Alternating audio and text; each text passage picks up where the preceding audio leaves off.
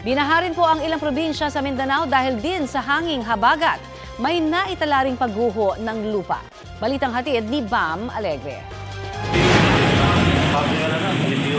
Dahil sa malakas na ulan sa Zamboanga City, umabot hanggang bewang ang baha sa barangay San Jose Gusu. Gumamit ng rubber boat ang mga rescuer para ilikas ang ilang residente.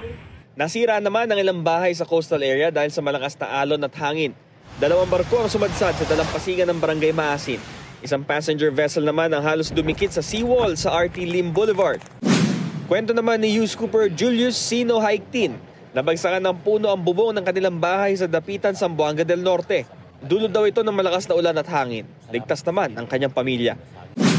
Sa Lebac, Sultan Kudarat, pinasok ng baha ang isang bahay sa barangay Purikay. Galing daw ang tubig sa umapaw na kanal. Ayon sa Lebac MDRRMO, mahigit 100 pamilya ang naapektuhan ng baha sa 7 barangay. Sa bayan ng Kalamansig, gumuhong lupa at kahoy ang humambalang sa isang kalsada sa barangay Sabanal dahil sa patuloy na pag-ulan. Ayon sa Pag-asa, hanging habagat ang nagpapaulan sa mga probinsya sa Mindanao. Bam Alegre, nagbabalita para sa GMA Integrated News.